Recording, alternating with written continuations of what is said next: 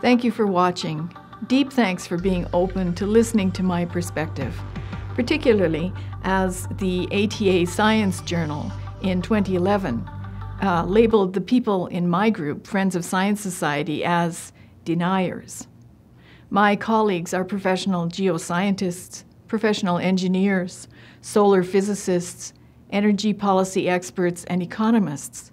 Most spent more than 20 years in the education system, graduating, gaining their degrees and certifications through advanced education. They deserve your respect. They embody the purpose of education. Many have a lifetime of field experience in the real world.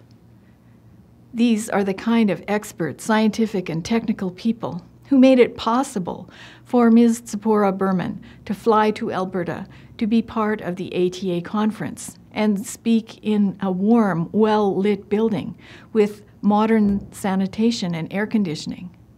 That's all thanks to engineers and geoscientists, the people Ms. Berman came to denigrate before the ATA. Our core science team also works with policy experts and economists who have decades of experience. Unlike Ms. Berman, all of these people know how things work, really work, in the real world. But oddly, there is intense pressure to shut us up and delegitimize us because we demand open debate, free scientific inquiry, and substantial evidence-based cost-benefit analysis on climate and energy policies over ideology like that of Ms. Berman, founded on hope and change. And that's what I will talk about today. So I want to say we're smarter than this. On a personal note, I'd like to start by recognizing that I live in Calgary and this is part of Treaty 7 land. And I am proud that Canadians like Colonel MacLeod and the first 300 Mounties who came west stopped the genocide of Aboriginal people. Before I began working on climate and energy issues years ago, I spent a decade or so engaged in studying, writing, and co-producing a series of documentaries about Western Canadian history. Most people have forgotten that the U.S. was deeply engaged in Indian wars in the late 1800s. The U.S. had a 1 million-man standing army at the end of their Civil War in 1865. Canada was confederated in 1867, but the U.S. was spending $19 million a year on Indian wars. Canada's entire budget was $18 million. Yet, once the Canadian government heard that the Assiniboine tribe had been brutally slaughtered in 1873 in the Cypress Hills, massacred with extreme brutality, the chief beheaded, his head staked on a lance, the women were raped, the children were murdered. And once the Canadian government understood what was going on, they decided that enough was enough. They sent the 300 Mounties west to make treaties with the Aboriginal people, not to wage war, to seek out and stop the Benton Gang of the United States. And the Mounties got here in the nick of time. American whiskey traders had come over the border and set up shop. Many of them were hardened ex-Confederate soldiers. They were taking rude advantage of the Blackfoot Nation. Here are the words of an ex-whiskey trader.